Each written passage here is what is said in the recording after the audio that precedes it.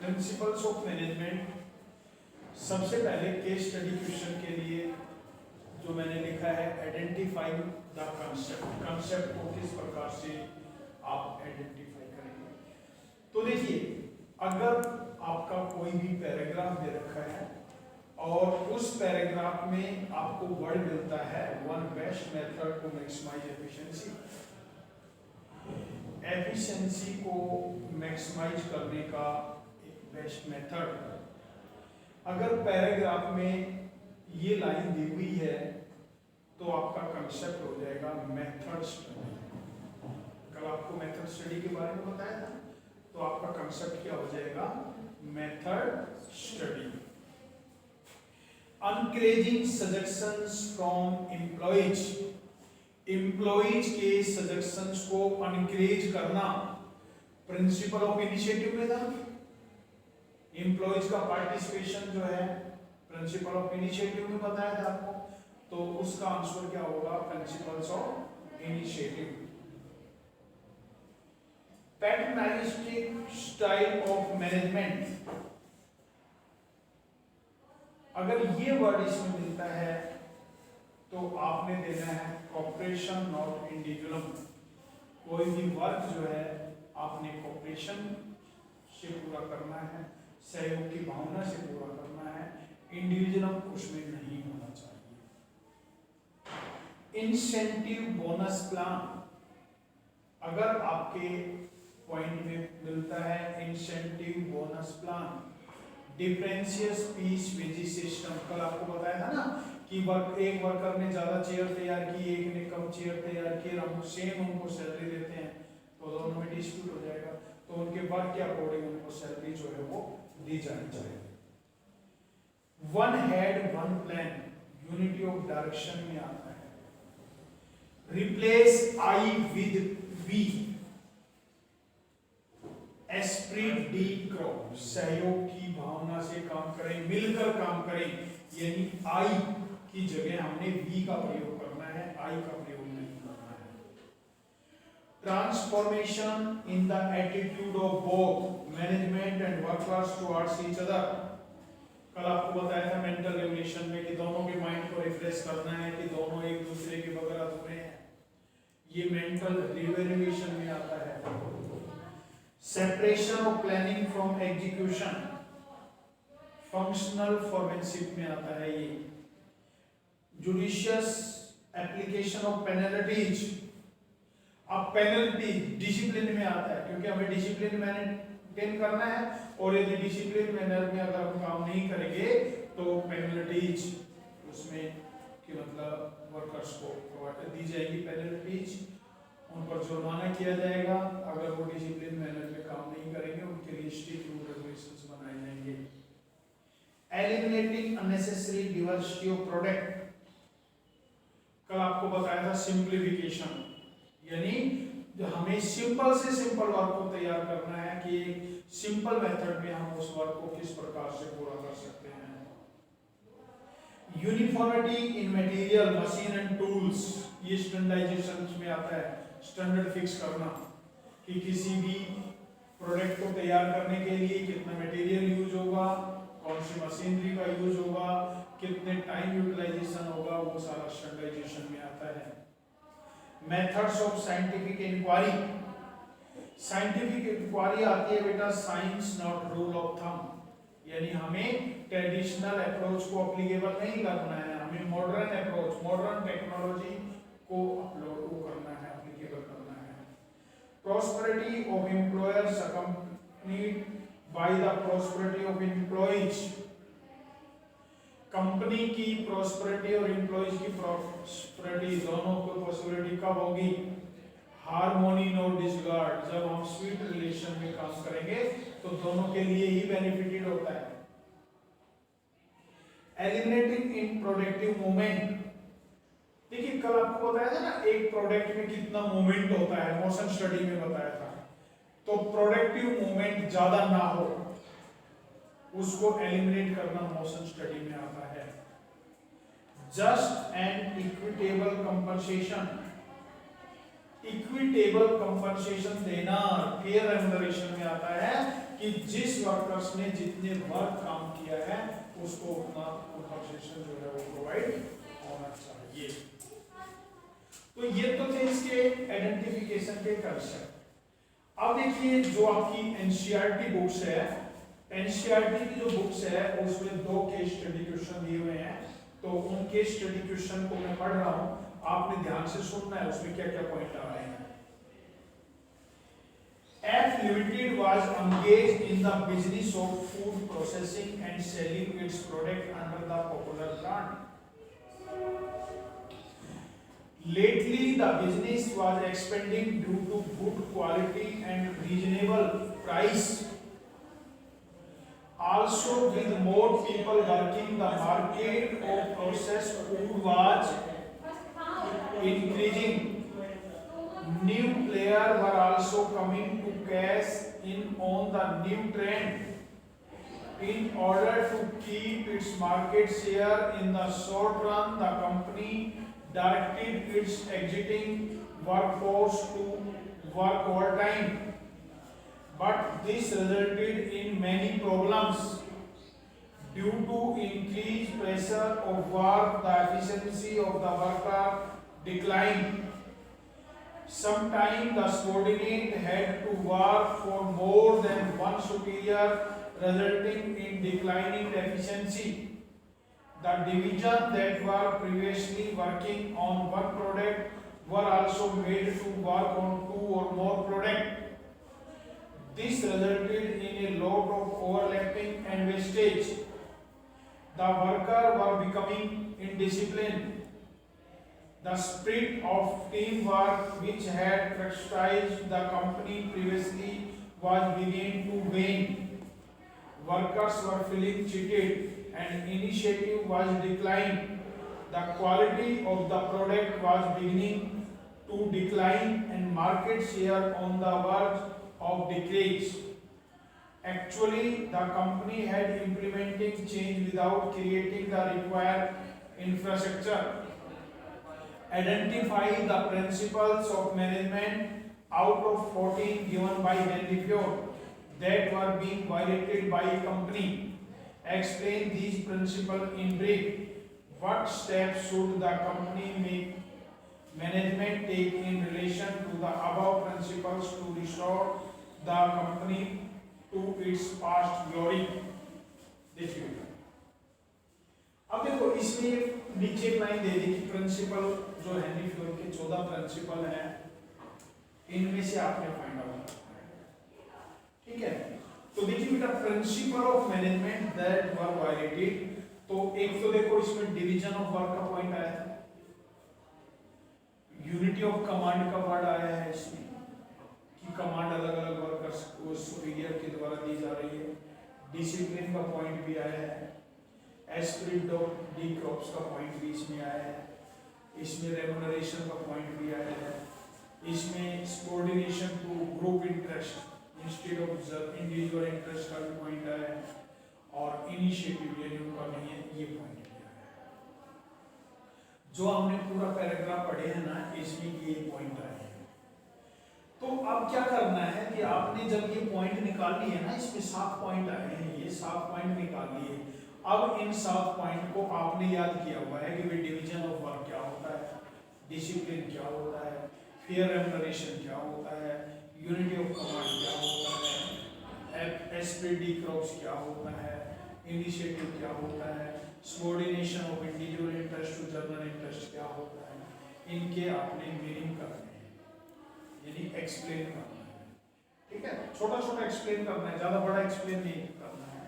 Explanation only 2 or 3 lines maximum. इसके बाद इसमें पूछा है कि what step the company manage take in relation, यानी कंपनी को क्या स्टेप अडॉप्ट करने हैं जिससे कि कंपनी की क्वालिटीज में सुधार लाएगा इसके। तो उसके लिए प्रॉपर डिवीजन ऑफ वर्क होना चाहिए।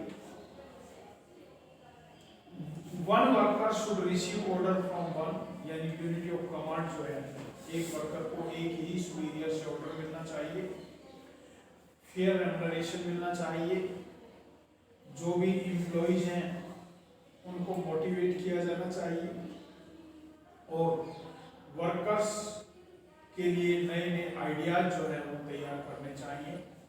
तो ये जो पॉइंट्स हैं ये आपने सजेशंस देने हैं अपने उसमें कि जिससे कि जो आपके प्रिंसिपल्स ऑफ मैनेजमेंट वायलेटेड हो रही हैं उनको दूर किया जा सके। तो ये सजेशंस क्या है, अब याद करने की जरूरत नहीं है। जब आपने प्रिंसिपल्स ऑफ मैनेजमेंट के ये हेनरी प्योर के 14 प्रिंसिपल्स पढ़े, उनके पॉजिटिव और वायलेटेड पॉइंट पढ़े, तो जो पॉजिटिव पॉइंट है वो बता देंगे, वो इसके सजेशन हो जाएंगे। जो पॉजिटिव पॉइंट है हमें ये करना है तब ऐसा। दूसरा पॉइंट आता है related to case problem 1। The management of company F limited now realise its folly in order to rectify the situation. Its appointed management consultant and consultant to recommended a restructure plan to bring the company back on the rails. And consultant undertook a study of the production process at the plant of company F Limited and recommended the following change. The company should introduce scientific management with regards to the production. Scientific management को introduce करना है। Production planning include routing, scheduling, dispatching and feedback should be implemented. In order to separate plant from operational management, functional forensics should be introduced. Standardization of all activities should be implemented. To motivate the workers, differential piece rate system should be implemented. The above change should be introduced apart from the step recommended in case problem 1 as an answer to question number 3 of that case problem. It was expected that the change will bring about a radical transformation in the working of the company and it will regain its pristine glory. Do you think that introduction of scientific management as recommended by M consultant will result in intended outcome? What precautions should the company undertake to implement the change? Give your answer with regard to each technique separately as enunciated in point 1 through 6 in the case problem. तो देखिए बेटा, ये आपका जो NCERT की books है ना आपके पास, उसमें दिया हुआ है। तो इसमें क्या है, इसमें आपने देना है कि जो साइंटिफिक मैनेजमेंट है उसको इंट्रोड्यूस करना है, लिखा हुआ है उसमें। तो I agree that scientific management should be introduce, it will help to achieve the intended outcomes. The following precautions, अब कौन सी precautions आपने adopt करनी है? Care should be taken by company that scientific management should be implemented after a thorough study of various aspects. जो हमारे various aspects हैं उनकी thorough study होनी चाहिए। Planning, routing, scheduling of work should be done after determining the logical sequence के बाद हमने planning बनानी है। Functional forensic throw has its advantages, but since it leads to having 8 foremen on top of each worker, 8 foremen कल बताया था ना, 4 planning और प्रोडक्शन डिपार्टमेंट में, ठीक है। इसके बाद work study should be undertaken but sometime unrealistic target get due to them, यानी हमें वर्क स्टडी करना है कि किस व्यक्ति को कितना, यानी उसका वर्क जो है वो स्टैंडर्डाइज करना है। Too much the standardization leave no room for customized output even if it is needed for a particular customer. और जो भी हमारे डिफरेंशियल पीस वेजेस सिस्टम है उसको अडॉप्ट करना है। जिस वर्कर्स ने ज़्यादा काम किया है उसको ज़्यादा रेम्युनरेशन मिलना चाहिए और जिस वर्कर्स ने कम काम किया है उसको कम रेम्युनरेशन मिलना चाहिए। तो जो आपकी एनसीईआरटी की बुक है उसमें तो ये 2 क्वेश्चन है। अब क्वेश्चन में वो लेकर चल रहा हूँ जो आपके सीबीएसई एग्जामिनेशन में आए हुए हैं 4-5 सालों के दौरान। तो देखिए, Seema a student of management, ध्यान से सुनना, Seema a student of management likes to relate what she learned in class to real life situation. She observed many situations while watching educational program on television that reminded her the concept of scientific management. In one such program, factories manufacturing components for products like automobiles, computers, mobile phone were shown. Name the concept of scientific management that should be adhered to while manufacturing components of such product. अब देखिए बेटा, जो ये paragraph है, इस paragraph में क्या है कि जो भी हमारे प्रोडक्ट हैं, ऑटोमोबाइल्स हैं, कंप्यूटर्स हैं, मोबाइल फोन हैं, यानी उनको इस प्रकार से ऑब्जर्व करना है कि उनका स्टैंडर्डाइजेशन फिक्स हो सके और एक सिंपल मेथड जिससे कि हमें उनको मैन्युफैक्चर में किसी प्रकार की कोई प्रॉब्लम क्रिएट ना हो। तो इसका जो आंसर हो जाएगा standardisation and simplification of work. जो वर्क है उसको स्टैंडर्डाइज करना है और सिंप्लीफिकेशन करना है, ठीक है।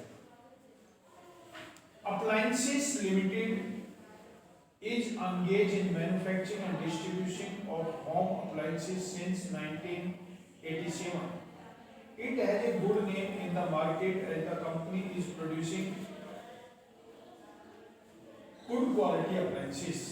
It has separate department for manufacturing, finance, sales, maintenance service and technical service.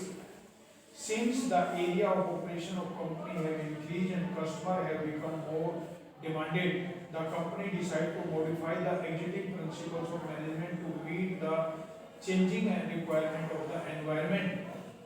अब देखिए, changing requirement state the general principle of management which the company want to modify. अब कंपनी क्या modify? देखिए, अब वर्क बढ़ गया, तो कंपनी को क्या करना चाहिए? अब जनरल प्रिंसिपल हेनरी फ्योर्ड के, तो वर्क का डिवाइड करना चाहिए, डिवीजन ऑफ वर्क। जब हमारे पास वर्क बढ़ गया ना, तो उस वर्क को हम डिवाइड कर दें, छोटे छोटे टुकड़ों में बांट दें और अकॉर्डिंग टू इंटरेस्ट और ability of workers that work should be provided to the employees. तो एम्प्लॉइज को वो वर्क जो है वो प्रोवाइड करना चाहिए। तो आपने इसमें डिवीजन ऑफ वर्क जो है उसके बारे में, ठीक है। Principal of management equip the managers to foresee the causes and effect relationship of their decision and action so that the wastage associated with a trial and error approach can be overcome. अब देखिए बेटा, trial and approach, trial और जो error approach है वो आपका किस में आता है? Trial and error scientific management में आता है, ठीक है। तो सिग्निफिकेंस ऑफ प्रिंसिपल मैनेजमेंट बताने हैं कि किस प्रकार से हमारे जो रिसोर्सेस हैं उनका मैक्सिमम यूटिलाइजेशन करना है हमने मिनिमम एफर्ट से, ठीक है। और जो ट्रायल और एरर्स पॉइंट आता है तो वो साइंटिफिक मैनेजमेंट में आता है कि हमें ट्रायल बेस पर उनको किस प्रकार से अडॉप्ट करना है। Reema is one of the most successful manager of our company Globe Limited. She knows that the principle of management are intended to apply to all types of organization, business as well as business non-business, small as well as large. यानी जो हमारे principle of management है ना, business के लिए, non business के लिए, small large, public sector और प्राइवेट सेक्टर के लिए। तो one of the point related to the nature of management which highlighted number 1 explain the 3 other points, 3 other points बताने हैं इसमें। तो देखिए जो नेचर हाईलाइट हुई है इसमें और जो 3 अदर पॉइंट बताने हैं, तो सबसे पहले तो आपका इसमें पॉइंट आया है कि जो हमारे प्रिंसिपल्स ऑफ मैनेजमेंट हैं, बिजनेस और नॉन बिजनेस, स्मॉल और लार्ज, पब्लिक और private, it means pervasive, universal, सभी जगह जो समान रूप से लागू हो। तो हमारे प्रिंसिपल्स ऑफ मैनेजमेंट क्या होते हैं? यूनिवर्सल होते हैं, परवेसिव होते हैं, सभी जगह समान रूप से एप्लीकेबल होते हैं। अब आपने क्या करना है, इससे रिलेटेड जो भी हैं, जैसे प्रिंसिपल्स ऑफ मैनेजमेंट के पॉइंट है, तो 3 अदर इसकी फीचर्स बता देनी है कि जनरल गाइडलाइन होते हैं, फ्लेक्सिबल होते हैं, बिहेवियरल होते हैं। ये आपने उसमें पढ़ना है, ये पढ़ा हुआ है टॉपिक में कि उसकी अदर प्रिंसिपल्स के प्रिंसिपल क्या है, जनरल गाइडलाइंस है, फ्लेक्सिबल है और बिहेवियरल है। अब देखेंगे Nikita and Salman completed their MBA and started working in a multinational company at the same level। अब देखिए ये मैंने आपको बता रखा है बेटा, अब ध्यान से सुनना इसको। Both are working hard and active with their employer।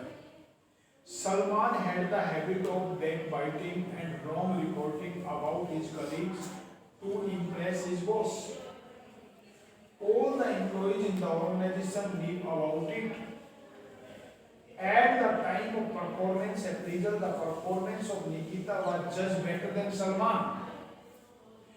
Even then, their boss Mohammad Sharif decided to promote Salman, stating that being a female, Nikita will not be able to handle the complication of the higher post। Identify and explain the principle of management which was not followed। बताइए principal of equity. ये example भी देख के बताया था मैंने आपको, जब प्रिंसिपल ऑफ इक्विटी बताया ना, तो ये एग्जांपल भी दिया था मैंने आपको कि 2 सेम लेवल के वर्कर हैं, एक वर्कर अपने बॉस को अपने कलीग्स की जो चुगली कानाफूसी करता है, दूसरा नहीं करता है। जब दोनों की परफॉर्मेंस चेक की गई तो दूसरे की परफॉर्मेंस अच्छी थी, लेकिन पहले को प्रमोट कर दिया गया कि ये कहकर कि इस पोस्ट को एक फीमेल के नाते ये परफॉर्म नहीं कर पाएगी। तो which principle of management violated here? Principle of equity. Next देखेंगे, ABC limited is engage in producing electricity from domestic garbage. There is almost equal division of work and responsibility between workers and management। The management even take workers into confidence before taking important decisions। All the workers are satisfied and the behavior of the management is very good। Identify and explain the principle of management described in the above para। तो बेटा इसमें क्या है कि सभी को, इसमें क्या कहा है कि जो भी वर्कर्स है ना उनको कॉन्फिडेंस में लिया जाता है, यानी उनको बताया जाता है, तो कोऑपरेशन की भावना से काम किया जाता है, अकेलेपन की भावना से नहीं है। तो कोऑपरेशन नॉट इंडिविजुअल, ये आपने देना है और बाद में इसको आपने एक्सप्लेन करना है। ओके बेटा, तो बेटा आज मैंने ये 6 और 2 8 के स्टडी क्वेश्चन और उनके आइडेंटिफाइंग कंसेप्ट जो आपको बताए हैं, इनकी पीडीएफ बना के मैं आपको भेजूंगा और आपने उस पीडीएफ से एक बार इनको दोबारा रिपीट करना है कि क्या जो हम पॉइंट छाट रहे हैं उनके आंसर हैं उससे एप्लीकेबल हो रहे हैं या नहीं। क्लियर बेटा? ठीक है।